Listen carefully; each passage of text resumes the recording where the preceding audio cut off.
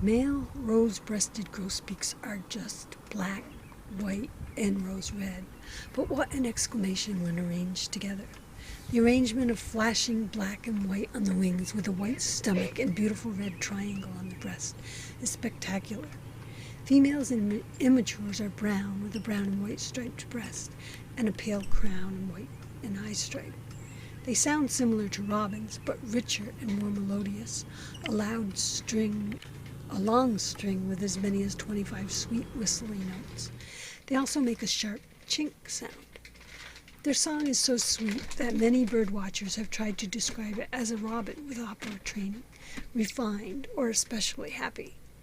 A couple of early 20th century naturalists said it is so entrancingly beautiful that words cannot describe it. And it has been compared with the finest efforts of the robin and the scarlet tanager, but it's far superior to either. They will eat sunflower and safflower seeds and raw peanuts from feeders. During migration, they will feed in deciduous woodlands of small to medium-sized trees. When nesting, they choose areas where there are large trees and dense shrubbery that grow close together. They also use parks and suburban areas when there are favorable conditions. They winter in the forests of Central and South America, often in higher elevations. Rose-breasted grosbeaks can hybridize with the black-headed grosbeak. This generally happens in the Great Plains or areas where both species are rare. Like most male birds, the rose-breasted grosbeak sings to establish his territory and attract a mate. It's interesting because when she first approaches her for a day or two, he acts uninterested, but then accepts her. Once mated, they seem to remain together for life. They will tolerate another male as long as he is silent, but use tactics of spreading their tails, flicking their wings, raising their crown feathers, and chasing the intruder away. Females chase away other females. When mounted specimens of male rose-breasted grosbeaks were placed near live birds, they attacked the rump and flanks of the models, so the white markings seem to have more significance to them than the red chest. When choosing a nest site, the male may help his mate, which is usually in a fork or crotch of a small tree or bush. These include maple, red-berried elder, balsam, fir, eastern hemlock, and spruce.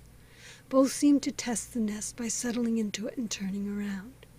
The nest is built by both the male and female in about 4 to 9 days, working all day, using coarse sticks, twigs, grasses, leaves, or straw. They then line it with fine twigs, roots, or hair. The nests they build seem to be quite flimsy, as eggs can be visible through the floor from below. But as they use a lot of forked twigs, the nest seems to stay together. It's about 3.5 to 9 inches wide and 1.5 to 5 inches high. She then lays 1 to 5 pale green with purplish speckled eggs. Both the male and the female incubate the eggs, the male usually during the day and the female at night. They will sing quietly to each other when changing places, although sometimes the male will sing at high volume while inside the nest.